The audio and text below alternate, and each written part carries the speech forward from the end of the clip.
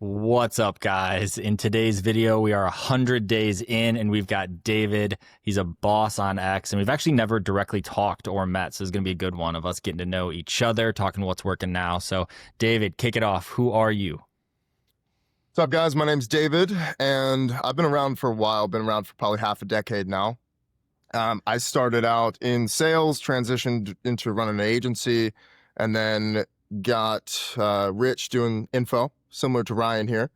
And now I'm retired from info, and I have a little secret project I'm working on in the AI space, and I'm going to be talking about that probably in the next couple weeks or months. But now I'm a full-blown AI technology entrepreneur running a full company here. Little bit different than info, but what other accolades did I have? I don't know. I don't know. I did okay. You did.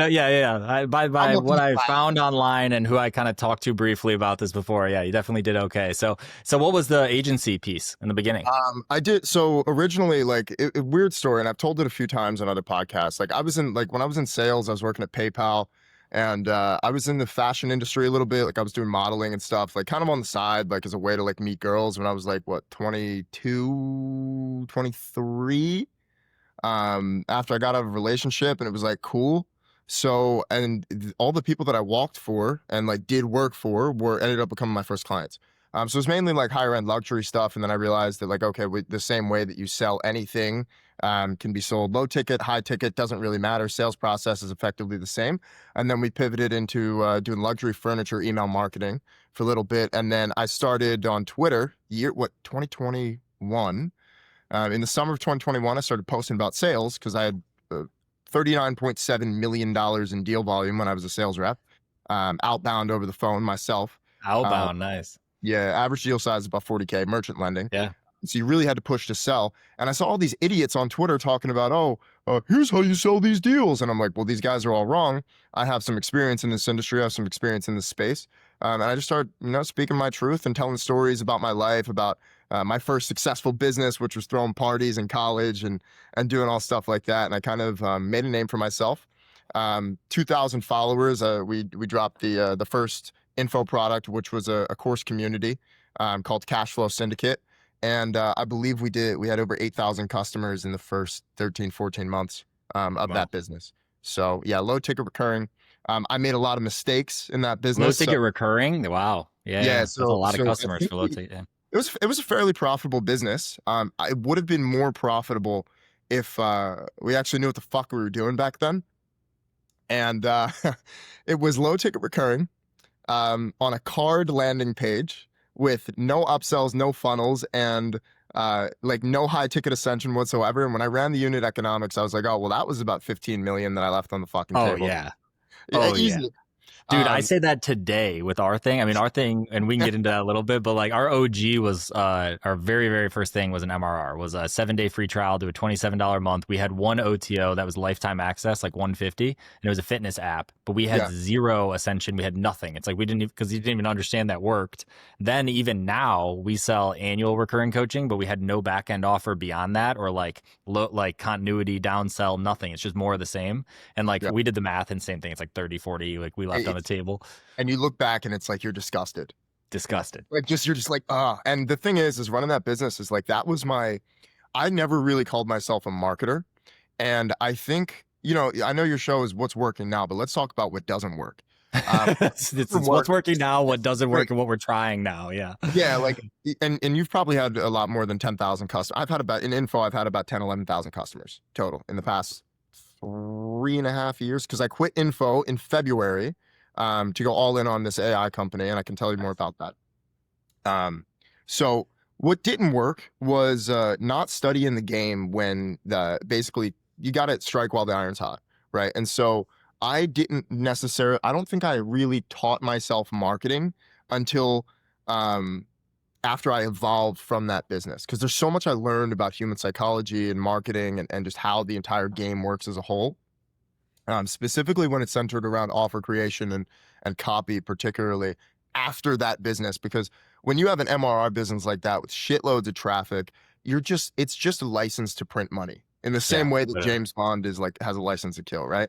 So you're sitting there and I'm like 20. I don't know how old you are, but I was 24 years old, dude. Like I quit my job like 8, 9 months before, like a year before. And then like a year later, I'm driving an Aston Martin in LA and I'm like, just, I'm living this amazing life. And the money was coming in so fast that it was like, okay, well, like, let's just keep getting more customers. Yeah. I didn't give a shit about retention. There was a weekly model. It was a weekly, monthly, yearly model. Knowing what I know now, I would have done a lot of more segmentation, Yeah. like segmentation when it comes to like unlocks and things like that when you join the program. I would have hired, this was all with no staff, by the way. So, Was it paid? what do you mean? No, no, Like no. paid or organic? Organic. Oh my gosh. Organic. Well, all organic. I can't lie and say I've never ran a paid ad for info in my life. I think for that business, we spent $15 on ads and then Facebook blocked us. And then I tried like, I remember when Alan's thing took off with like the automated Automatic clients clients. funnel. Yeah. I did a little funnel like that, and my entire test with that was I wanted to see if ChatGPT last year could write just straight up write a VSL that converts on cold traffic. So I did an ad. I didn't really spend that much money, but like we were getting like 2-3x on the front end. But then I turned it off because it was just like 27. I was like making like $27. I'm like, okay, well, this doesn't really change anything at all. And I was kind of trying to decide if I wanted to like continue expanding like that offer, but I've been pretty bored with info for the past few years. So yeah, that's a lot of stuff that doesn't work. Yeah. Yeah. No, dude, trust me. There is the look back, the hindsight 2020 is painful sometimes. Yes. Like when we, Yeah. yeah. Well, like, so for us right now, we have the core offering. Everything goes through a sales call. Everything goes through, it's a $7,200 annual offer. And we Mhm. just now rolled out some back end stuff, but like even processes around like getting them on the phone or having the scripting or whatever to get to retain them, like Yeah. has been lacking or non-existent. We're exactly what you said, like hamster wheel of it was coming in. We were doing 10 million a year and we're like, let's scale to 30, change the offer stack. And we're just hitting it. And we're like, just go, go, go without doing the pairing metric of, profit margin like idiots and not paying attention as well as we maybe should have. And we're all paid. So we're at 99% paid. Is it all subscriptions? Technically, Like, yes. okay. Like there are, I mean, like subscriptions on the book. No, because sometimes when you use external financing, it's like the loan or the one-time pay. So no in that way, but like, yes, everyone is agreeing to an annual contract that is Okay. then, positioned to do that. And that's the other thing. Even our fulfillment was in a way that like our coaches are amazing and like they're doing so good at fulfilling on the annual contract. The client wins channel just fires off, but like they were good at fulfilling the annual contract, not as much the setting the foundation for this is your first year of your 5 years of journey or your lifetime of becoming like what you are, right? Because ours is all in women's fitness. So it's like we can do the one-on-one personalization, we can get you to where you want to get to, but then from there it phases into XYZ and like how do you want to transition or like different things happen hormonally for like our age demo. Yeah. Different body goals, different things that'll change that like how you would approach it would change. So now we have this continuity back-end program. It's like a downsell.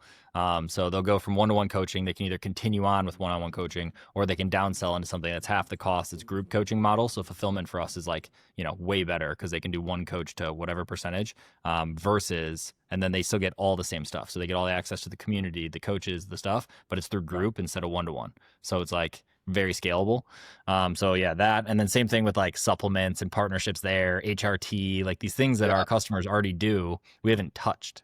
And it's like however many, single digits or double digit millions on that we've just left on the table. So Yeah. dude, it's I don't know. Info for me, info coaching, I agree with you, right? It's like there's a whole bucket of it where it's like I don't even like it. Like it's kind of like this gray area world of things. And like it can be very boring. It can be very like hamster wheely if it's just more of the same, more of the same, more of the same. But if you kind of just like dumb it down to where it's like if you can machine it and be okay with it. And then also I like to look at it as like hit exit velocity. So like where can we get where we're like info coaching plus?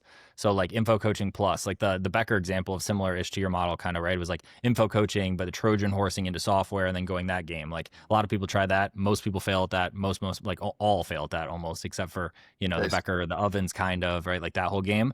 Yeah. But there are people who have done it outside of software that have done a really, really good job of it. Like I I always use a life insurance example guy in here. They use like an info coaching system for that. And then on the back end, they were selling whole life insurance. So they were making massive commissions on that, which is like a multi-year situation. They were using then the money from that was in whole life insurance to do real estate investing. So like there's a bigger play, bigger back end. So like info coaching was the front end model, but there's so much more to it versus just Mhm. all it is info coaching. And that's how I kind of like stay interested in it, is the Yeah, bigger vision of it. But yeah.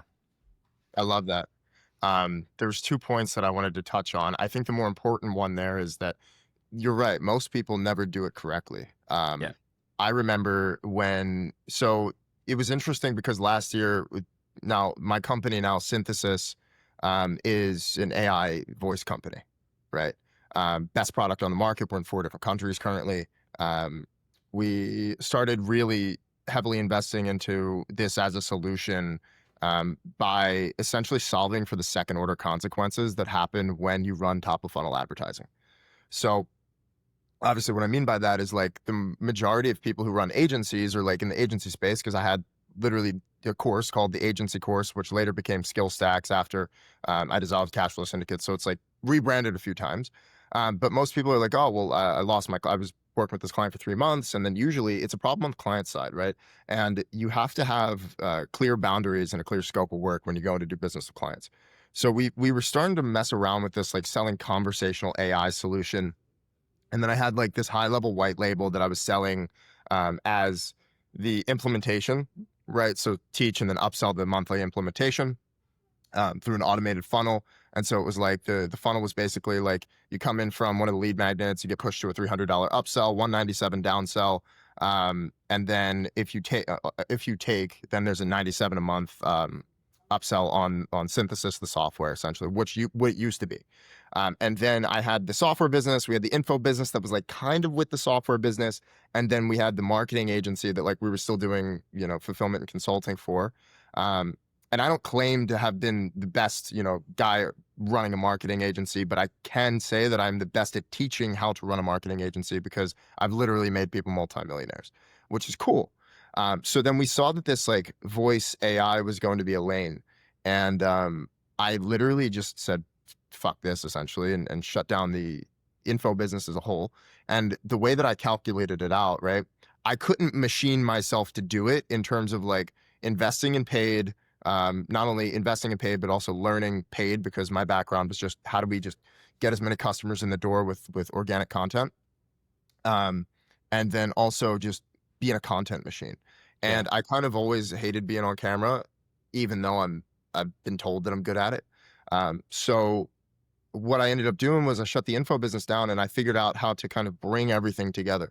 So how do we use the skill sets from info marketing in particular, and creating offers not only on the B2B side, but the B2C side.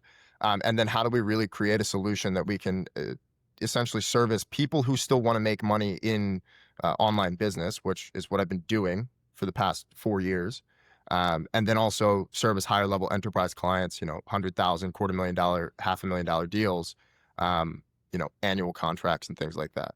So the whole point that I'm getting at is I figured out that I wanted to do something that I could use all of the skill sets, the corporate sales experience, the stuff that I've learned doing info, the things that I've learned doing marketing, and continue being, I guess, the face of a company, except kind of moving back into the shadows, where I wanted to stay to begin with. And the way that I came to that decision, funnily enough, was I just did the math on it. I said, okay, like, I can't machine myself to do this. Best case scenario, I'll do 5 million a year top line revenue if I do info, if I really push info hard, because I just can't be a machine like that. Like that's just Yeah. me and me being personally accountable. But is the let's say I take home 200K a month or 2 million a year on that. Is that 6 million in the next 3 years more or less than I could potentially make if I build a massive company that has corporate contracts, infinite scalability, international scalability, and enterprise value on every single deal that we close?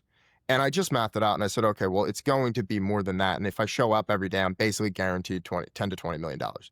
Yeah. Right. But it's been an interesting journey. I think that might Yeah. make sense for you, right? No, it completely makes sense. I mean, like we went from on accident. We went from info coaching, margin game, whatever, while we were selling info and doing 10 million a year with like, you know, what you consider good when you do paid, so call it 30-40% margin, to going into this coaching game, which is very different and on accident, like with all the costs and the team and the machine and the structure that was needed. And we suffered immensely from it. Like the profit margin took a dive, like a percentage. We technically made more dollars, but we tripled and barely made more dollars, let's just say, right? Like Wow. not cool. And then in year one of trying this, so we had to like learn it ourselves in that way. But it completely makes sense because now we're trying to do that. But in the short term, we say it every day. We're like, we're sacrificing for cash. We're sacrificing cash now to try and get info coaching to hit exit velocity to where it could have enterprise value, which is like 0.001% of info coaching, if they ever even try, could do that. And like us, you know, I'm even saying that as a pipe dream, like we're trying to do something that doesn't happen. You don't sell info coaching. Like you don't do Very that. hard. So versus, right, what you're saying, enterprise clients, international contracts, AI, tech plays like those, very proven track record for having enterprise value, very proven track record for, you know, and even being profitable now. Like you hear more and more every day, the like non-venture, the bootstrapped ones, the ones that are profitable off the, like not necessarily off the get, but you know what I mean? Like get to a point of profitability where you can have your cake and eat it too, be profitable and have a large exit. So the math makes sense to me. Our thing is just like, it's almost like there's a bit of like a sunk cost theory kind of thing where we're like, we're already in it. Like it only will take XYZ push and then we'll be at these like profit, you know, it's just always this like only when and if, and then we like add this big key player and we're like, all right, we're going to take the cash bite because like in the future and like keep like pushing the ball down the road and we'll see how it plays. You know, it's a gamble, but it's a gamble on us for execution. So I feel good about it. It's like it's an educated hedge, but I love the play of what you're doing. So like what is it? So what is voice AI? And for some context, we've tried what's the Y Combinator backed one? Bland. We tried Bland at one point because they had, for us, it's like, again, we're very uneducated on it. Like I'm the one who has built all the tech and automations and structure, and now I have a team that does it. But like I built it all up to us doing, you know, at least through 50 million in cash and beyond. But it's all automations. It's a little bit of AI. Like we have an AI bot in there that does messaging that gets context from the application and has conversations. But the only time we tried to do voice was for call confirmations. So we'll get 100 bookings a day, 300 bookings a day, whatever number, and it would call them immediately after they booked to, hey, just so you know, this is a Zoom call, you know, this is the time zone, do a little brief and do that. And it just couldn't handle it. People like it just couldn't handle it. So we cut it. We brought real live setters in there, give them like a small percentage of the cash when it's confirmed and it closed, but we went back to people. So like, what is the voice AI solution that works now? It's very interesting that you say that because that is also the sentiment that I had, right? And also the sentiment that a lot of our now customers and clients have. This is actually, Ryan, this is the first time I've actually talked about this publicly ever since I retired from info. But the issue with a lot of these voice, there's a few competitors. There's Bland, there's Observe, who I think raised $220 million in their Series B. There's a few competitors, right? As far as our product goes, and I'm more than happy to let you try it after this interview. But there's a few competitors, and the tech for where it was before and when you probably tried it, I don't know how long ago it was. It wasn't there. A lot of people are using old tech. Their models are not there. The system is not up to par. So you're gonna like our model, right? So did you have to build out Bland yourself? Kind of. I mean, those like I will say those kids, and I say kids on purpose, like were Red Bull 19-hour a day, like one kid's on one time zone, another one would take over. Literally, I think one of the kids we were working with was like 18, like at his parents' house. Like they were grinding, and I like respected that aspect of it. So they were trying, but we ended up building a lot of the workflows kind of ourselves in there with them helping us try and route things because their whole thing is built on like the nodes, right? So it's like this happens, then it goes into these buckets, and like if it doesn't know, it goes into this bucket, and then kind of reiterates. Yeah, it's very like flowy. Yeah. We do it for our clients. So it's essentially like, how did we combine an agency service with a software business plus info marketing, right? Now the info side is a whole nother story. It's like the principles of info marketing. But we do a full build out for our clients, right? So there's one of our clients who is in Australia, right? Real estate company, done over $1 billion in transactions. They have 70,000 leads that they need to reactivate because they're opening up a brokerage in Dubai. I live in LA and I live half the year in Dubai. So they're basically rolling this out, and then our software can essentially batch call those 70,000 people, reactivate them, set meetings so that they can sell those properties, right? We're going to be working on what's called synthesis commerce soon, which is essentially phone as a channel for marketing in the same way that email is a channel for marketing. So think post-purchase upsells. We have info product clients who are using it for onboarding, for customer service, for failed payments. So anything we can really link into with webhooks or any kind of automations, we can all link it into synthesis. And what ends up happening is we can build really a custom proprietary system without conditional logic, just based on exactly what you need in the business, right? So that's number one. So there's a hotel deal that we're working on still in Sweden that's like $100,000 hotel deal, which is like an annual license plus like an integration fee, which is like a full build out, like a full org build out, things like that. So it is essentially any business with a phone can use it to do anything that you would ever need in terms of sales, customer service, or support, right? Whether it's a 24/7 receptionist that needs to speak Russian and Arabic and Swedish at the same time, or it's a salesperson, we can essentially automate 40 to 60% of the work that is done on the phone for companies and for businesses across the board in general. You're still going to need people, but if you take like a contact center or a customer support center, call center, 50 people, you can get it down to like 5 with one manager. And so the way that I like to explain it is, imagine if you didn't have to call the bank and press 5, right? So the whole idea of it is like, how do we create a solution? And it is rather dystopian, right? I was making a dinner reservation in Dubai, and I got a call from like someone who sounded like they were from the Philippines, who's probably living in Dubai, working in a call center, or even in the Philippines, and like barely speaks English and is like telling me the dress code at the restaurant that I've been to 10 times for some reason. And I'm like, well, I can just replace this person's whole job. And Yeah. what we've done is, if you go and try to use voice, is it sounds like a fucking robot for most of the competitors, for most of the companies. If I'll let you call it after this call, dude, you can't really tell, but obviously you know, but like if you're an older person, you're in your 40s or 50s, 60s, you're not going to be able to tell whatsoever. I had my mom call it right the other day when I was home, and I had my mom call it. My mom was like, what the is this a real person? She was like, David, is this a real person? And there's some people in the space that says they've said that this is the best thing that we've heard, and all of our clients currently say that this is the best thing that we've heard so far. I love it, dude. No, I definitely want to try it after this. Like, and then I also know a lot of people that are in this. Dude, I have this conversation a lot. I was at the most recent event I was at.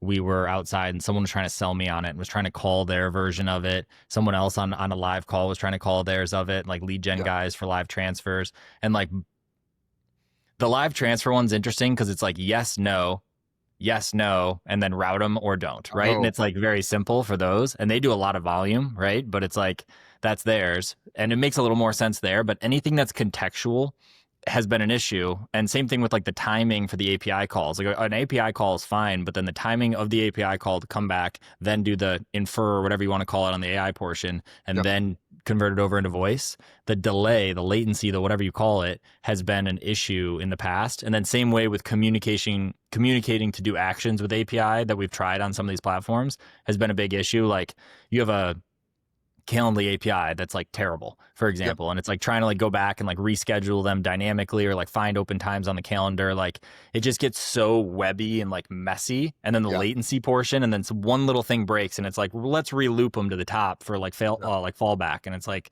it's just not. So I'm excited. I definitely want to see it. Yeah, it's interesting because that's one of the things that we saw with the live transfer thing.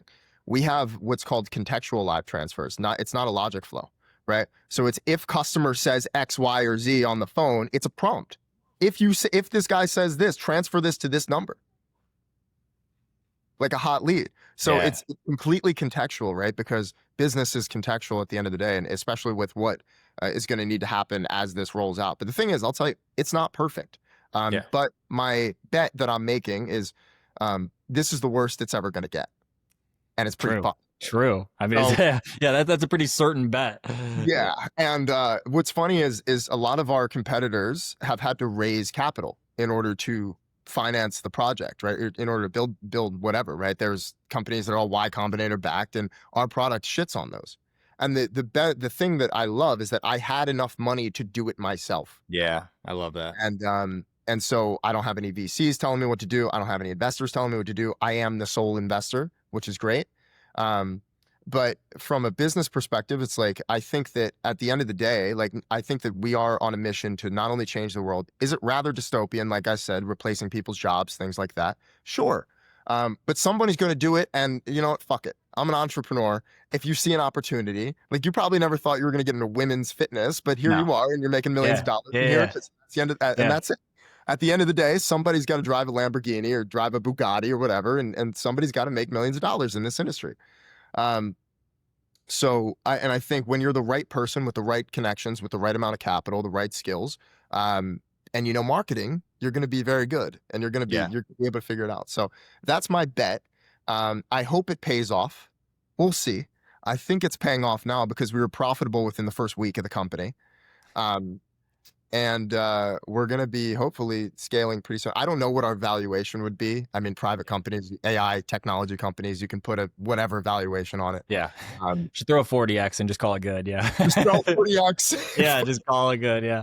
um, No, that's amazing though. That's thank you. like everyone dreams in info coaching to do what you're doing, right? Like that is, and I said that a bit earlier. Like everyone has this pipe dream that they're gonna go and either one they're gonna exit or two they're gonna use it as a launch pad to then go do software. A lot of Yeah, people end up building software then for the ICP of who is inside their info coaching, and then it yeah, almost exists like in itself, and it like solves a little, it's a tool, right? It's like a little widget that fixes yeah. XYZ thing. There's a It does guy that I scale. really respect, Brooke. He lives out in Dubai. I don't know if you met him, but he has Of course I know Brooke. what?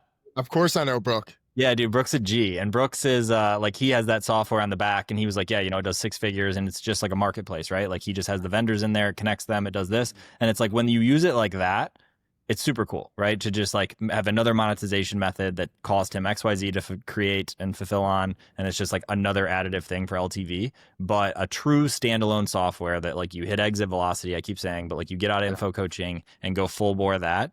I think off the rip in my head, like, the Becker is the main one. Ovens yeah, like fully kind of got out of his to get like, didn't really Trojan horse a lot, but like is in the same industry. So I guess it kind of did like play one into the other.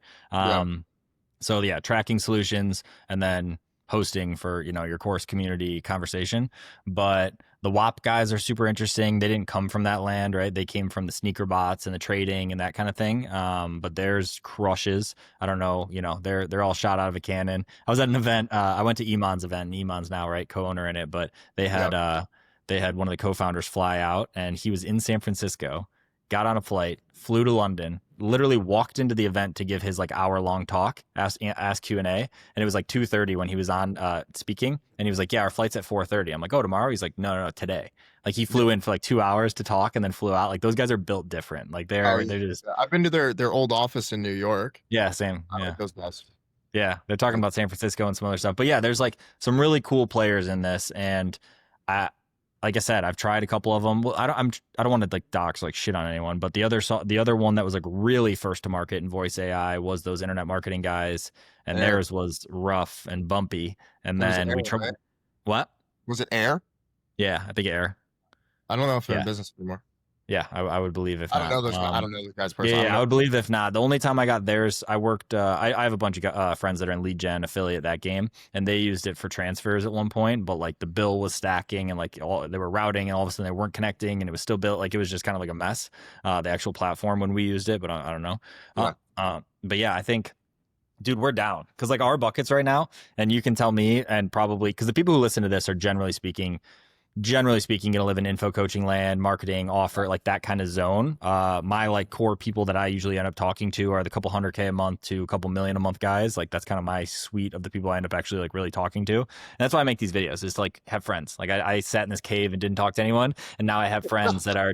I have friends that crush, and like we bounce stuff off each other. We have fun bets on who can hit what cash collected tranches. Like it's fun. So, but mainly for us in our model, it's going to be like when a dial would occur. We didn't have setters until 71 million because we're idiots and we just slammed in closers, 30-minute call slots. So like talk about how much more was left on the table.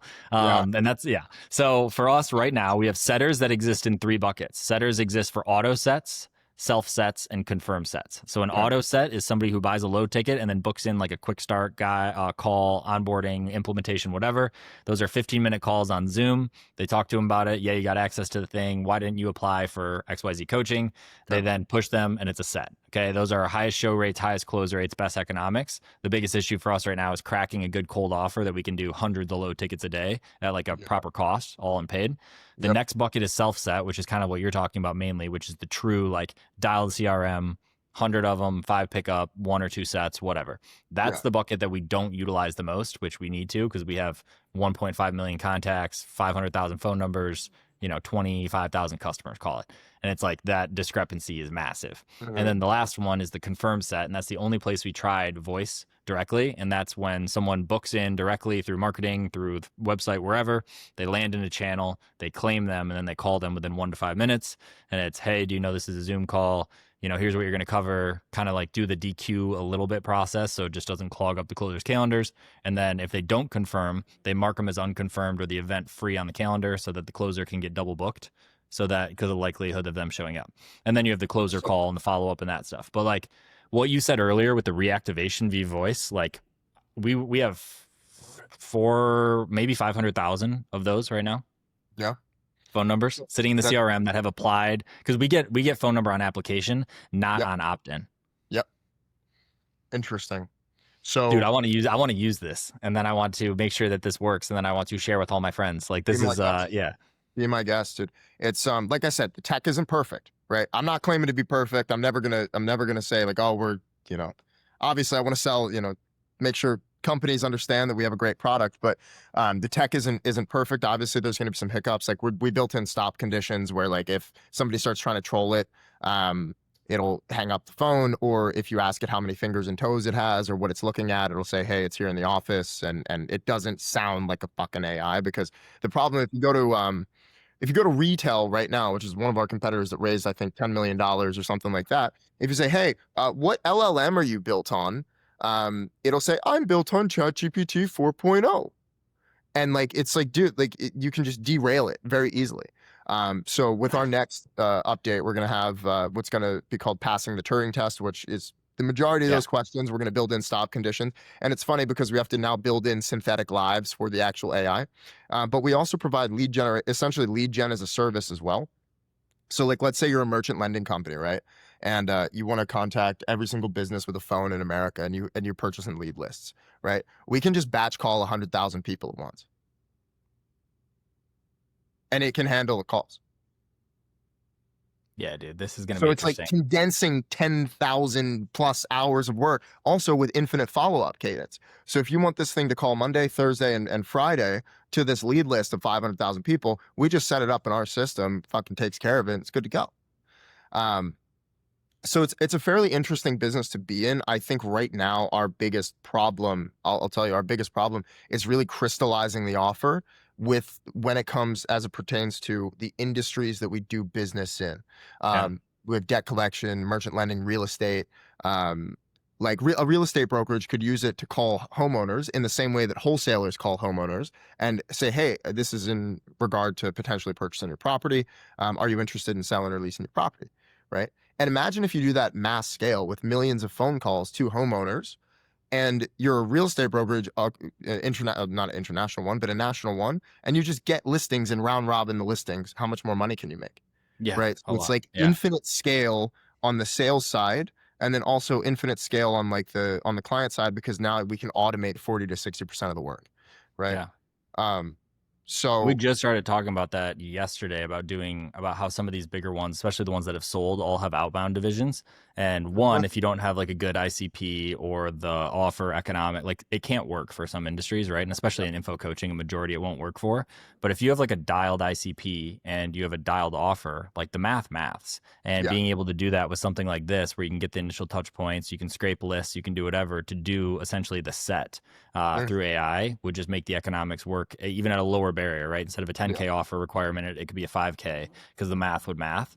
But that's super interesting. Like I know some people who have tried it in the real estate space, like you said, kind of for like the we buy houses cash, like that Yeah. style stuff.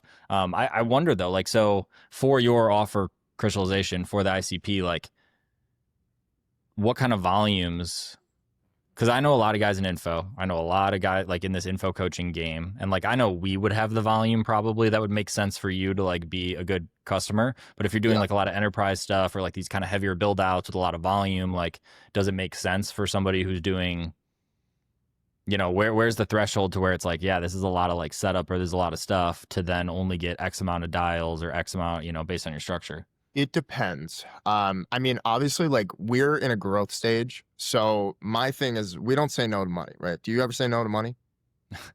Depending, actually. Yeah. I mean, we'll kick people Yeah. out. So maybe, but Depending if it's going to affect your peace, sure. yes, exactly. If it's gonna affect the community or like the piece or the person is gonna be like the massive headache, yes, we will Yes. deny it, and usually we'll accept it, and then we'll kick them. So then we'll refund it. But yeah, What's funny about it for me is that we want to take on as many clients as possible right now.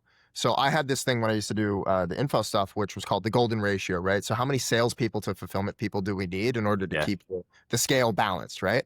So I just want to overload fulfillment, right? But what's beautiful about it is since we're in such a growth stage, we can take on, yesterday we took on a very small landscaping company with 7 employees, right? But we're also in talks with larger companies and we have larger companies as clients. So it's like the dynamic between that is I just want to be able to serve every single industry that we possibly can because I just want the entire fucking market. I yeah. just want it all. I was flying back from Philly because I'm from Philly originally. And I was flying back and I was watching the thing about WeWork, right? And how they lost a bunch of money. Now that guy, Adam Newman, was a certified finesser, but oh, that dude finessed billions. But Billion. the thing is he was like, I remember in the scene in the show, he's sitting on the plane. He says, I'm going to destroy your business and I'm going to take the whole market. He just said, let's buy out all of our competitors.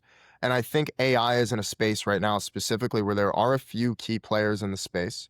I don't think that capability wise, they're where we are. Funnily enough, because they have a lot of engineers and a lot of investment. But I think that I know marketing and branding and distribution better than every single one of these Silicon Valley companies. Yeah, And like what we're going to do is going to, I think, be unprecedented. yeah, Just because I come from the background of marketing and sales yeah. and to run a business to the level that I want to, like, I'm either going to be worth hundreds of millions of dollars in the next few years or I'm going to be fucking bankrupt, you know? That's the Um, game. That's the so, game. Sometimes, yeah, but we just, we could always use more clients, right? yeah, We want to be able to service, like if we service, let's say, a random landscaping company with 10, 20 employees, or a random roofing company or solar company that has 100,000 leads or 10,000 leads, right? That data that we get on the fulfillment side when our prompt engineers are doing their thing and fulfilling, it gives us more data on how to do it better. Because if we have the structure of how we can create um, our AI robots in the proper way the first time, then that allows us to systemize, which decreases our fulfillment time, which allows us to service an industry and just take the entire industry. yeah, And because we have the multilingual capabilities, because it is AI, um, then that means that what works for a landscaping company in Atlanta, Georgia, is going to work for a landscaping company in Germany or the yeah, UK, right? Or Australia or Sweden, right? And so it allows us to build it. And actually, the main problem we've seen with building out the multilingual ones is the grammar, mm-hmm. because depending on what the LLM is trained on in terms of grammar, you have to really you have to have a native language speaker program it in the Yeah. native language in order to get it. So it's a bit of a hurdle to overcome. But I'll tell you this is the most fun I've had in business ever. And um, it's interesting because people will look at me and be like, they'll know me as like, teaching how to make money online or like fucking sales or marketing or any of this stuff. And I'll sit there and I'll be like, well, and they'll probably look at me now or in the next couple of years and they'd be like, well, David, why did you start an AI telecommunications company? Just because it made sense. Yeah. Right. Yeah. I mean, yeah, clearly thoroughbred entrepreneur. And like the We'll see. info coaching, you're right. Sales was the vehicle. And then info coaching version was the vehicle. Then this is the vehicle. Yeah. Like, I mean, you're just taking on bigger and bigger. I love it. I mean, I'm the classic version of like, this sounds so enticing and so cool to go do and like drop everything and go do. And like, I'm trying to practice essentially, not even what I preach. I'm trying to practice what I am, existent in, which is like just lean in. And I keep saying like, go upstream. Like how high upstream, how far can you take something? You can take Yeah. info coaching high, right? You have whales that do billions of dollars that then come through equity agreements and these things and partnerships at scale, that the bedrock was info coaching. And like I know that we can do that with Mainco. We have partners in that, so it's like I can still do other interesting things with my time and in partnerships. That's why I've been able to do, a video a day and like do all these other things. We're talking, I made a video the other day talking about stacking business models and how I'm like so interested in e-commerce, but for me to go start an e-com brand, silly. But for me to take ecom and layer it inside Mainco and have it as a portion of what we do, even a front end of what we do, selling a hero product that then goes into info and like one ecosystem within that brand. Like as soon as it's like, oh, let's have a spin-off or something, I'm like, like I'm not having two HubSpot accounts. I'm not having two company. I'm not doing that. Yeah. But dude, I love what you're doing. I mean, I think it's, that. Yeah, I think it's smart. I want to tell you this as well, because I think you're gonna really like it. So, obviously the final question of what I'm doing is, how did I integrate info marketing into running this actual software business, right? So I've spoken a little bit about it on YouTube, I think. But it's like a very quiet thing that we're doing right now because it's in like pre-launch essentially. So we have an offer where we give you a sales rep, we give you 2,000 leads a month. The sales rep sells the deal for you. We give you a cold outbound system. You can even use Synthesis to dial leads and set appointments. And it's basically people becoming a licensing partner with us. So they're essentially our business partner. They can use it as a biz op to run their own AI business. We do all the fulfillment. We have a fixed flat rate fulfillment fee. We do all the fulfillment. We build the outbound systems for you. It's the same outbound system that we're currently using in the company right now that's making however many calls. We're sending, I'm not sure how many emails a month we're sending. I think we're sending 100,000 emails a month right now, outbound, but we're scaling up. And so we have this entire thing where it's like, we'll give you everything that you need. And then you can just simply, instead of fucking around with N8N or all these, whatever these people are doing in the AI space right now, you can work with us. You can work with a real founder, me, real company that has real revenue, real clients. They can leverage all of our case studies. And then we'll support them in whatever way they need. And they have a one-to-one direct account manager who's their partnership director, who actually gets on the calls and sells the deal for them. And they keep the spread on the setup fee. And then they're paid 50% of the annual recurring contract value 30 days after the deal is closed, right? So dude, I love that.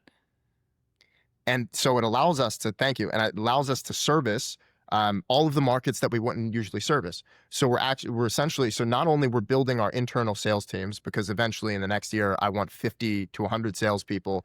I want people in Sweden selling to Swedish companies in Swedish, and Germans selling to Germans, and people in Dubai who speak Arabic selling to other people that speak Arabic and things like that. But it allows us to outsource some of our lead gen where they bring us meetings, we close the deal, and our margins on that are actually like very, very small, right? But what we're doing is like, this is part of my master plan where we can just go into the marketplace and just fucking take everything. Yeah, just own distribution. So this is the thing. And it's like, I doubt that there's any of my competitors that are ever going to watch this, especially because they're all Silicon Valley people. But yeah, this is what people and I get like 900 views, so you're good. Well, maybe one day this goes crazy viral, right? Yeah. Later when it's like company sells for 350 million for 10%, and then someone's like, "Oh, you got to watch this OG founder interview." So what we've done is, and I'm launching this offer in the next couple of weeks, like fully live. So we've pre-launched it and we've tested it and things like that. So I mean, it's not the most inexpensive thing to join, right? But we'll give you the infrastructure. So it's a full infrastructure build for you, and then There is a little bit of education, but the thing is, I said I retired from info, right? I retired from courses. Hey, buy this, we'll give you the coaching. I retired from all that, right? But we will give you the infrastructure and support to make money with AI, and you can just partner with us. You don't even need to know how to fucking sell it. You don't need to know a thing about AI. Like, if you can respond to an email and make a phone call, like, you can run this bit. Like, we do everything for you. And so what it allows us to do is really just service the markets. Like, there's people like who run subcontracting roofing companies who are licensing partners of ours, and they can go and sell it to all the roofing companies that they do business with, right? And we give them a kickback, and it's a 50% commission split. It's all in writing, and we're more than happy to do that because I want to grow at all costs. And if I have to sacrifice, if I make 5% margin after I pay every 5% margin pre-tax on every single dollar that comes in from that licensing program, I don't give a shit because we're getting the clients and we want the distribution. Yeah. Dude, that's And so it's amazing. So what's the offer structure? So is it like free to join, or is it like 10K to like learn how to do this and get access to everything? Or I mean, right now it's right now numbers, it's 5. But right okay. now it's 5, and it's just for us to do the infrastructure build and for me to pay my people. Yeah, makes sense. And so, like, right now it's 5. I think we're going to go into like probably 10.8 or something like that, in that kind of range. Because if you do the math on it, the unit economics is like, we make it absolutely unreasonable for you not to get deals, and then the first deal pays for itself. Yeah, exactly. So it's like, it's really like, I love that. I love that. That means a lot coming from you. I mean, you made significantly more money than I did in info, and I thought I did. Well, no, it's just I love when people stack. I love when people stack the different layers, right? You have acquisition, you have fulfillment, you have monetization, you can look at a lot of ways. You have, implementation layers, you have back end versus front end. Like, there's different ways to look at this, but what you're doing with acquiring and building the ecosystem on the front like that, and doing it through a way that monetizes, like a lot of the guys in info coaching, like I respect Cole Gordon a ton on like what he built and like his zone, but his whole thing of like people pay to learn, and then he can sell those people on the back end. So you can like make money from both of them. And then there's the ascension and the whole thing. Like, he built a really good model where there was a lot of ways to monetize and a lot of ways to, squeeze it from all angles. And like, this is an example of that. Obviously, completely different industry, different model, but like people pay, and it's so hot right now. I'm forgetting I don't even want to call anyone's names out, but there's the guys who teach how to do AI agencies. And what you're saying is true, is like they buy the course for $5,000, $10,000. I don't even know how much. They have to learn the classic info coaching stack, which is like, how do you acquire customers? How do you service customers? How do you fulfill on it? A lot of people then, how do you productize that, either through team, or then they move into info coaching and then just sell the same thing. And then like, it's the rinse and repeat, versus what you're doing is just like the hands off, almost white label-y version of it, and getting paid to do it, and getting paid up front to do it. And then everything's performance, like butter, smooth. And the funny thing is the clear differentiation with us is, we are not teaching people how to use someone else's software to fucking click around and make little automations and automate a chatbot in the business, right? We are a global, my goal is to be in every single country, every single business with a phone, like straight up. And we are an international AI telecommunications company. We're not selling this whole, AI agents for your business.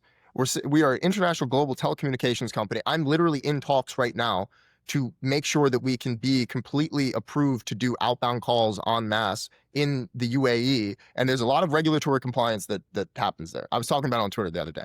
But like, we're a real company. We have a real product. We have a real software. We're not teaching you how to use someone else's software that's like a wrapper of whatever, it's like some GPT wrapper with like automation or whatever it is, whatever they're doing. It's a real company, real software. You can come fuck with us, come make money with me, and we'll do everything for you. So it's like very hands off. And also, if they want to go and generate leads and they want to do a little bit of work, we more than provide that infrastructure to do that. And all of our internal salespeople for that and our reps are all trained by me, and I've got all the sales experience, coaching experience, yada yada yada, whatever. But it's a super interesting model because the offer is, there's no other offer like it, and I think it's gonna fucking giga-cook. Yeah, I think it's at least $5-10 million on the front end in the next like 12. Oh, I'm sure. But yeah, I mean, dude, and then you go the next layer. Like, you can go so many layers of this, which I love. It's like, you can have like, then it's, how do you acquire customers for that, right? Is it just organic? Is it referral? Is there a paid element? Is there an affiliate element in front of the affiliate, right? It's like, there's so many ways. 50% affiliate for bringing other people to the licensing program. Yeah, So once that's you what. become an affiliate, once you become a licensing partner, you get a 50% link to, you get 50% kickback, um, Dude, which I have a is, lot of beginners. I had a conversation with Iman in London, and he said something really good that was like, you guys don't understand. You guys don't understand. Like, you're selling to beginners. You're selling to beginners. And he was like, just because you price it at 10K or 25K or whatever, someone who really does not have experience in XYZ, like the example he used is he's like, I can maybe be worth X amount of money or do whatever, but like I'm a beginner at tennis. And it's like, if you're selling me something on tennis and it's 10K, like, or 25K, even if I have the, like, facilities for that, I'm still a beginner in that lane. And so yeah. many of these guys are selling programs that are like that, which is fine to do. But like, Mhm. if you think that you're trying to sell to like B2B or to someone else at that price range, they're beginners still. And like Yeah. your model of what you're saying, like they can be beginner at that, completely beginner in this AI Yeah. game and the whatever, and like still afford the 10K, still afford the 25, still have like to get into Yeah. that lane. And I have a ton of those people that hit me up that are, how do I get started in this? Oh, I'm at XYZ job, right? The guys who are doing well in their career, but Yeah. like don't want to be in it, want to go entrepreneurial, want to like, dip their Yeah. toe, for lack of better words, inside of online business and in the space Yeah. or AI or whatever. Like, this is a perfect offer. I agree, and I appreciate you saying that because those are all my customers. Those are all the Yeah. guys that watch my videos, right? So like, I mean, from a marketing perspective, like obviously, I have a pretty good idea of what I'm doing in terms of like psychographics when it comes to our customer base, right? But it's even the guys who are running like multi six-figure agencies, 7-figure agencies who want to add this as a solution to their Yeah. offer stack, right? And it's just like a plug and it's just like a plug and play. And Yeah. what's funny is the way I created the offer is like a lot of people when they go into a new business, they create the offer and then they go and they try to test the offer instead of just having the customers or the potential customers just tell them what they should sell. Yeah. And so what I did was like, I remember I dropped a few months ago, I dropped like, hey, like I had this idea to sell a course on how to do an AI agency, which was the infant kind of conversational AI solution that we were selling. And then I'm like, well, okay, well, let's call it I don't know if you know Rian Doris. Mm-mm. Okay. So he bought consulting.com from Oh, Sam. And yes, yes, yes. I do know that. he Sorry, I ran didn't know Clogg. that's how you pronounce his name, but yes, So, I so still get his DJ email. so my boy DJ Pamphili, who's a G, he's like, I think one of the best copywriters on planet Earth. He's moved into doing marketing for private equity now. But he's a good friend of mine and we bounce ideas off each other all the time. And he was like, oh, well, like you should just say it's like a franchise model. I'm like, well, we can't say it's a franchise. It's Yeah, illegal. yeah. Yeah, Franchise has into three buckets: franchise, this, and this. Yeah, FTC. yeah, yeah, It's not a yeah. franchise. Yeah. But it's a licensing system where you can license, you can purchase a license to sell our product to your clients, and the unit economics make sense. And so what I did was I dropped this landing page. It was just, hey, fill out this form. Why are you interested in AI? And then I just called everybody myself for like 2-3 days, and I was like, hey, here's what we got going on. Here's what we're working on. And then I'm like, if you want to sell, like if you want to do this, and I tested the offer, and they're like, oh, well, what if I don't know how to sell it? We'll give you a sales rep. What if I don't have leads? We'll give you leads. What's the commissions for? Well, it's 50%. And then it's like, well, why are you doing this in the first place? And it's like, because there are so many companies that we can sell this to that even if I have 10,000 employees, I can't service them all. Yeah. Right.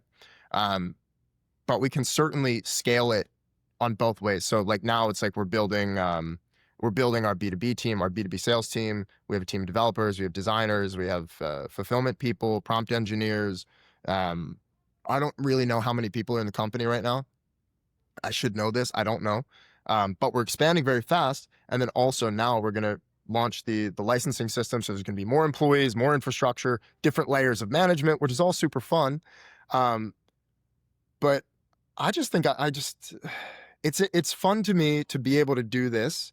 And what I've noticed most importantly after all of this is like, the game is still the game, no matter which way you want to cut it, whether you're in tech, whether you're in marketing, whatever it is, the end of the day is make good offers, create great products, and do right by your customers.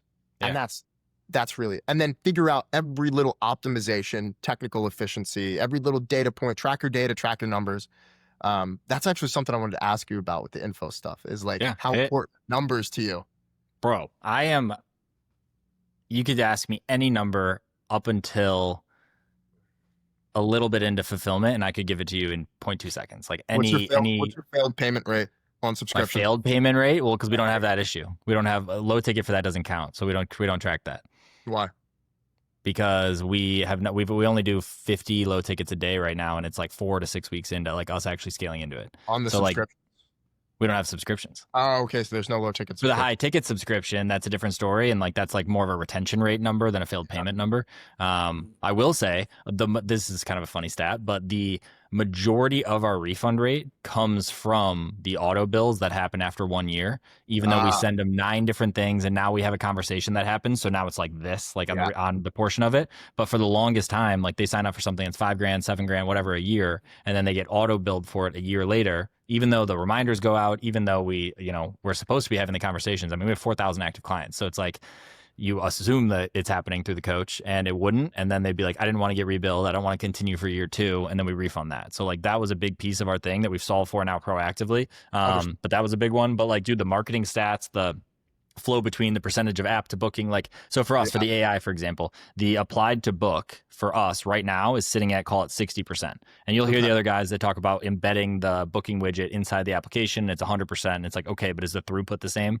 Like, you know what I mean? Yeah. Like, instead of having 2 pages, you have one. Like, if the person doesn't want to book, the person's not going to book. But for us, that's where we get the phone number and they haven't completed the next step. So that's where the AI hits. And now we have setters that hit. But Perfect. that was a super interesting one for us for a long time. We Yeah. introduced phone number on opt-in, but because we didn't have AI solutions that like really, really worked, the drop in opt-in percentage. The other thing is consumption. So for us, a big thing with the VSL opt-in funnel is you get their name and email, they watch the VSL, but then it takes X amount of time. We have the contextual flows for where they're at, either opt, apply, book, whatever. But then we also have 2 emails a day that are going to go out every single day to that warm list of whatever 200,000 people of the 1.5 million. And they are getting pushed to resource links that we have tons of content that we output. So even though we don't have like organic in terms of like first click, we have so much organic that exists for middle and bottom of funnel that they can Understood. just get lost in this web of content and watch for hours, and testimonials and long form. And like Yeah. we have 4 different buckets of like testimonial reviews. Top is like a text based, next is a photo based, and it's like the volume of them decreases I as you love go. that. But it's like the most are text, then it's like before and after, then it's selfie video that they've submitted of them doing a review, which are like actually the hottest converting because they're easy like snippet to consume, classic brain rot. And then the smallest amount but the most consumption are long form customer interviews that are 30 minutes to an hour. So Yeah. we'll include all of these in like the blast they get, and they Yeah. consume all this content. So I say this all to say, in the beginning, or not in the beginning, but what is it, June, a year and a half ago probably, we tested doing a phone number on opt with a couple setters to try and dial them, and it dropped 25% even if it was optional for the opt-in rate. And that spread versus what we got back from those phone numbers and like what the then went to app and booking was like not it, the throughput didn't math.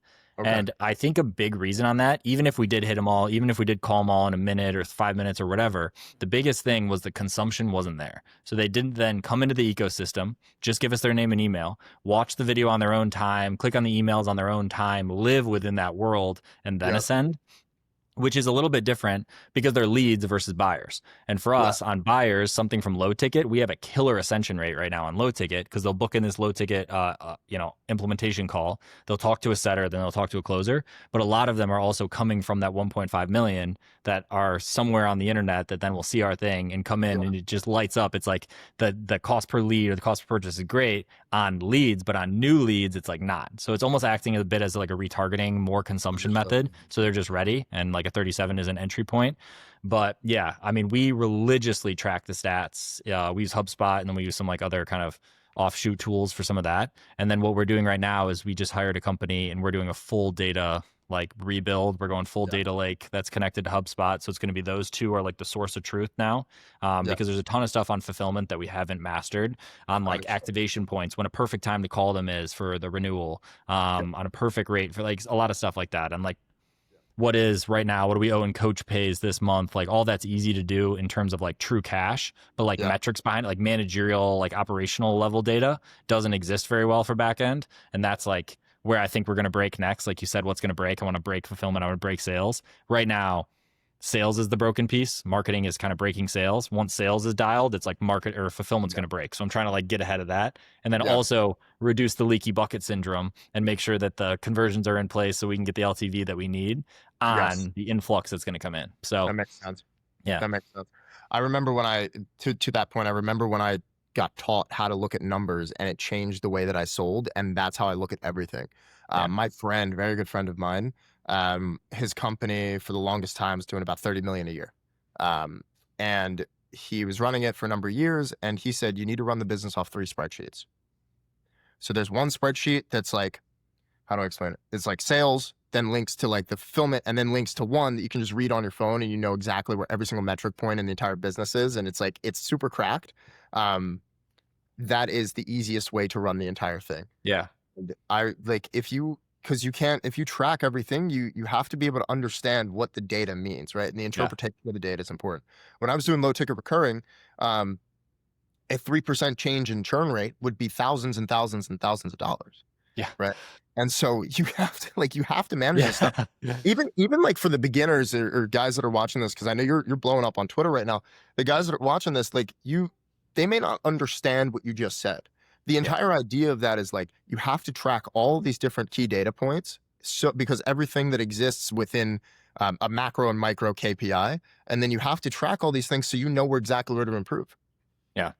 I know for a fact if our receivables are down, that we need to do a better job of collecting more money on the front end, right? Or we need to do a better job in follow up, right? Or if we have all these meetings and then there's a low close rate, I know that we need to do X, Y, and Z. And so it's everything is just a part of a larger whole, and you have to 100% manage the business in a way where you understand exactly what's going on. Like sales side, right? We're working on expanding international teams right now, so I have a spreadsheet that allows me to track. I can see how many seconds the sales rep has called for, and I can see what phone number on what day, and it links to my spreadsheet where I can see them all ranked. Yeah. And then we send that into the sales chat where we can see it's green and then red at the bottom, and we can see who's underperforming. We'd see how many unique dials they've made versus how much they're bullshitting, and I can see the lag time. I can see every little thing. And it's important to have that, because from a sales management perspective, from a management perspective of the entire business, if you don't track it, you don't know how to improve it. Yeah.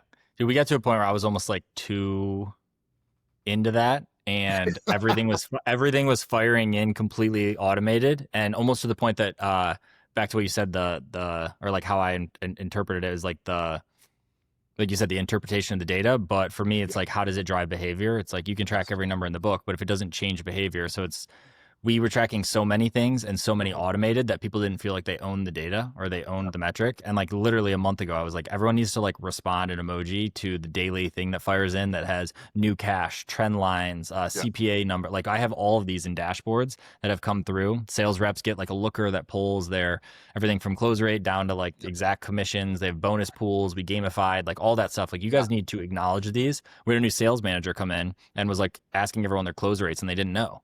And it's like they've been there, but like it just wasn't what the other manager like led with or like really pushed into. He was much more like personal development side, which there's a place for sure. But like pushing in a direction of metric driven. So yeah, it's funny you say that, but ours does that. And because we've been stuck on the hamster wheel of acquisition for a long time, the numbers we look at is like, I have a tool that crawls the Google calendars across all the sales reps and shows how many open spots there are on day. So because we're so paid marketing driven, like it has to be 90% efficiency, where you're 90% booked on day every day, and you're threading this needle of like marketing spend and the time from lead to booking or from spend to booking, and like navigating that down to CPAs, the trend line. Like, so we've looked at those forever, and now I'm going to do that on the back end because it hasn't fully existed. And like I said, the quick math is we left 30 million on the table.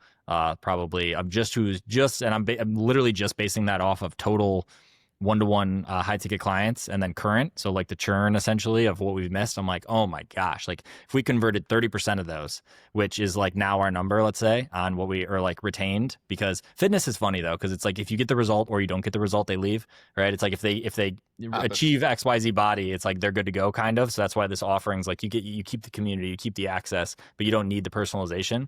And then the people who don't like it are just going to bounce anyway, or just like similar to dating offers. Similar, exactly. Yeah, very true. So no, dude, it's an interesting game. It's so crazy. It's so crazy. Your business is very, very interesting because you have it literally down to a science, right? Yes. And what I wanted to say was I had another question for you. So how much of that, like when you were talking about layering in e-commerce to that, right? How focused are you now about maximizing LTV, like within the time frame that they're so that's that's going to be my next, like, so that makes sense, right? That question. Yes, yes. Yeah, yeah. So more globally, what I'm trying to do is also like this layer of doing it through leaders. So putting the right people in place and sacrificing cash now for this future vision again, for like pushing the can, kick the can down the road. But like I want people who kind of have done this before. For a long time, we hired people and grew within, like an Iman thing again. I'm just going to use this as an example because it's hot on the mind. But like his team has grown from within the company, and that's one of the things they like pride themselves on is like a setter is now in C-suite, right? Like Yeah. and they crush. But for us, where we did that for a long time, and now two or three of the last key hires are people who have done it outside and have come with the experience, and you kind of pay the price, Yeah. especially in like the bases. But like if you tie the performance correctly, it's fine. So I say that to say the next iteration of this is like we solved for marketing, we're solving for sales right now, and the next for sure is going to be fulfillment, and that's where the focus is going to be, this LTV, these partnerships. We tried to do a partnership in the past for the supplement side of things, and I wasn't like, we were still kind of running this as a cash flow biz. I had other stuff I was also focusing on, so like I just saw it as like, oh cool, it's a bolt-on thing where we can make some more money. It's an MRR play because they'll get on supplements with this partnership. But I literally missed out on the simplest aspect of the initial cost to do the partnership with them, then the downstream effects of that, or how much it would take to essentially get out of the trough. And so the example exactly was there's a lot of people who do this, but like 10x Health, Pampa does it, like where they do the test kit. So they basically, you buy a test kit from them, they ship it to you, you pee on the stick or you swab or you do whatever, you send it back, and then they do a consultation with you that's like, here's what's wrong or here's what's whatever, and then they sell you XYZ program or XYZ supplements. Okay. So we found a really, really high quality partner to do this with, but we were paying for the test kit, the hormonal test kit, the whole thing out of the initial purchase, and we didn't increase the pricing. So let's say we're selling it for 5Gs. This was, I think, like $250 roughly, let's say. So every customer that was coming in, we were just ripping $250 right off the rip. And then they get sent a test kit. After X amount of months of us, and like for the last year was like 1 point whatever that we paid in these kits that we paid out for our customers, like just right off the rip, just straight from the bottom line. Everything is a funnel. Every sales process, everything is a funnel, the metrics you say. So it's like, okay, we sent out 100% of the kits of the purchasers. Okay. So now you're going to even have people who refunded or whatever. We already paid for the kit and like we're out more money. Let's just say the 5% people that refund. The next layer is how many people sent the kits back? It was like 50%. So it's like we just burned 500 grand right off the rip on these test kits that no one sent back. The next layer is once they set it back, how many got on the phone call? So like a showed call with the consultation. It was like another 50%. So now you're dealing with like 25%. You're dealing with 250K that you should have spent. You spent we're using $1 million as simple math. But like now I'm out $1 million and I have only the opportunity of 25% to even sell them. Then when they would sell them, it was the classic 30% rate or whatever. They sold them supplements. And then AOV and the AOV is XYZ. It's an MRR. So you're like, oh, cool, I'll make it up in the long run. And then the commission rate was like 40 points. You do all that math down and it's like I have to jam $1 million out of whatever 14% of the people in MRR play. And in the end we made like 100 grand in commissions so far, and there's some MRR, and like it'll slowly make its money back, but like it'll never surpass what it was, let alone, and that's out of the trough. That's not even out of like new money. That makes a lot of right? sense. It makes sense in hindsight. It makes sense in hindsight for me, but like, so we cut the partnership, we did whatever. And again, great company and great brand, but like just the partnership didn't math out. And I wasn't ahead of it to look at it. I just agreed to it. Someone else that was in product brought it to our attention. I'm like, sounds cool, sounds good. Or just an add-on, a bolt-on. So now how I'm structuring it and looking at it, we're like, we're going to have a bigger offering on the front end that does all the blood testing, the kits, the clinic, that thing, which is like, again, you sell it for 15 grand more and it costs whatever difference and like that thing. We're going to have a partnership. We want to go in-house, but what does that look like? Do I have $500,000 in SKUs sitting on a shelf somewhere in a 3PL? Like, I don't know if I want to play that game. Right. So then it's like, okay, is it partnership again? Or is it we own a portion of said company and then it's really just a post-purchase sell? Like the Hormozy Classics, like, okay, cool. They sign up for your thing and it's like, do you want chocolate or vanilla? And it's like, you just get them on $250 a month and the supplements they're already going to buy.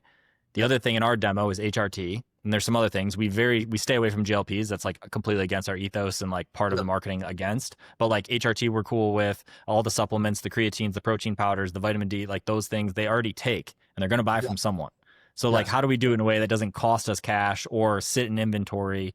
And maybe we do go that way, but like, if we're going to do that, we want to go hero products. So we can do we're a direct response company, like kind of like at the core, we can rip on spend. We can spend 100 grand a day. Like, let's go. Like we have the team and the capacity. So yeah, dude, we're just playing that game. We're playing that game. I remember that my friend bought he bought some supplements from Gregor Gallagher, and he got a Yeah. sales call from somebody trying to sell him on a program, like as when it got Uh-huh. delivered to his door, right? So it's a similar, Uh-huh. it's definitely a similar thing. Yeah. And we're trying to do it like included on the back end, but there's a total play to do it on the front end. Like we just have to Mhm. come up with what is the supplement. And we're so big on like brand and quality Yeah, that to just slang like someone's shit supplement that we get 80% commission on because they have the room and the margin, like we're not going to do that. But there's a big, I get asked this a lot because there's a lot of ecom guys that'll follow me, but it'll be like, do you see, like I hear you talk about how you're going to go info to supplement, but is there a way to go like physical product supplement to info? And you yeah, just said like exact example, yeah. like yes, there definitely is a play. I think you guys are big enough to the point where you don't have to sling someone's shit supplement. I I know. think that brands like Bionic or AG1 would be very interested in at least having a conversation with you guys, Yeah, yeah. right? I think there and then there are good supplements out there that we love. I mean, we take supplements, all of us. Like we're not women and whatever, but like Yeah, we all are very fit. Like we have a walking the walk channel in our company, and it's everyone's doing their, lifting this, XYZ cardio. Like we are a fit company, and we yeah, all take our own thing. Like I take Nick Bear stuff. I take BPN. That's like my 3 stack that I like. I know a lot of them. I talked to Rob Lipset a couple days ago. He's Ghost, and he loves their stuff. I love I talked Ghost. to yeah, I talked to the XYZ people. I don't want to say the thing, but they, there's Raw, there's like some of that stuff. Like there's a lot of big guys out there. Our space, it's very funny though, like niche and what you said, like taking on whoever. Mhm. Initially, it was we were selling the methodology and the messaging and who it landed with. So we had everyone from someone who was like 18 to 20 up to like 70. And then as we continued down this route, we were like seeing who got the best results, who the top, like who it resonated with most. And our main like co-founder brand face is 35 right now, but a majority of our demo was 40 to 60 that was purchasing, that got the best results, that was in that pocket. So we moved Yeah, all of the messaging to like we only sell 40 to 6-year-olds. We changed all the testimonials on site and we just like highlighted that. And that was a huge lift for us. So now we have 2 brand faces that now have joined the team that are in that 40 to 60 demo that are still macros, menopause, mindset, muscles, like fuck cardio, eat more carbs, strength train, strong as the new sexy, like that vibe. And we're nice. using them on the front end and it's crazy good. It's crazy Yeah, good for us because now it's like the resonance. So yeah, dude, I'm cool. excited. I That's love what you have. We're gonna have to we have to talk offline because I need to come dude. up with something on. Yeah, it's interesting. The last thing I'll say is like Yeah. I did a brief stint in ecom, and we're restarting the ecom brand where we have basically we're selling Disney and Pokemon and Marvel and everything online in the Middle East. Um, long story, but Through um, licensing and like proper green light or just gray. proper green light, like Yeah. $10 million in inventory stocked in a warehouse, Nice. like proper green light. So the thing is now what the thing I live, like I said, I live half the year in Dubai. I was in Dubai last week, and I'm here in my place in LA, and I flew back, and I'm thinking, I said, well, I want to start Synthesis Commerce. The phone is a marketing channel in the same way the email is a marketing channel.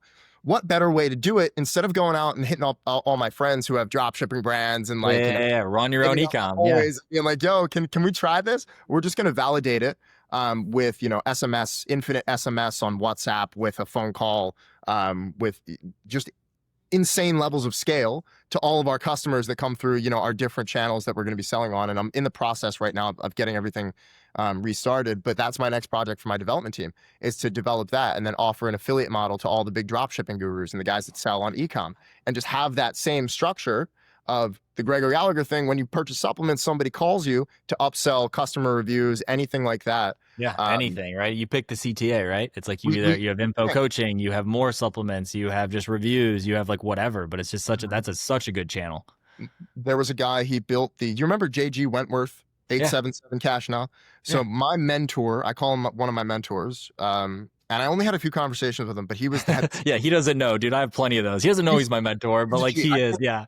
He's at another very big company now, but he built the sales team for JG Wentworth and then went to the merchant lending company, and the merchant lending company eventually got acquired by PayPal, right? Okay. Wow. Fucking gangster, bro. And I remember I'm sitting there. It was when I was 22, and I'm sitting there in his office with him. We were drinking whiskey after work on a Friday, and I said, "What's your job?" And he goes, "Well, I'm basically figuring out how we can integrate the merchant lending with the other side of PayPal, like the company, right?" And he said, "Everything has to work together. Everything has to be an ecosystem. The one thing has to work with the other thing, works with the other thing, works with the other thing." It changed. That statement has changed the way that I've thought about business forever. everything is an ecosystem, and I call it ecosystem thinking. You have to build stuff that works together, and if you don't, you're wasting your time, right? Because when I was trying to build the ecom brand on the side, then also do info and courses, doesn't make sense, right? It's like a little side project, right? But if everything works together where it's becoming a greater whole, or it gives you reference experience or valuable data points that you can input into whatever the fuck it is you're doing, the big thing, you end up winning. And so that's, anybody's watching this, regardless if they're worth $100 million or you're doing 100M in revenue or 0 in revenue, you have to think about how things work together because everything compounds.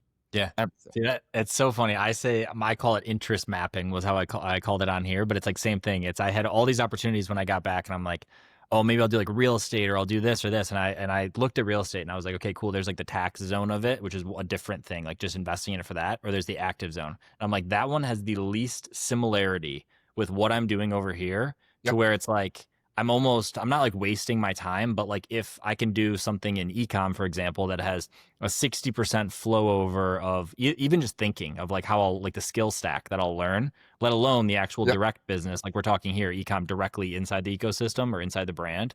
Like so like I play in lead gen world a lot and affiliate, like I have a bunch of friends over there. And like I look at the paid media side and it's like, how can we implement that in info coaching paid media? Or I play over here with this thing, like as long as they can play together, like you're saying, and the skills that I learn in one, I'll buy courses on something and just eat it in a weekend. And I'm like, oh, cool. These two pieces we put into here can lift us 3%. And like, that's hundreds of thousands, if not millions of dollars. Like it pays for the 5K course I bought over the weekend or whatever. Like, yeah, literally. Yeah, dude.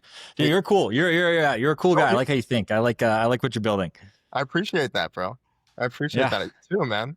You're very cool. We'll do a follow up on one of these. I have one 17 minutes ago, but we'll do a follow up on this once you are cooking through, and then I'll connect with you offline because there's going to be there's definitely I want to test it for our stuff, and then I know a bunch of people that I think this will play with. Amazing. Cool. I'll text you my number and we'll go from there. Thank you for having me on. It was an absolute pleasure, Ryan. Yeah, thank you for soft launching on here. I appreciate that. No problem, man. All right, man. I'll talk to you soon. Bye. Thank you.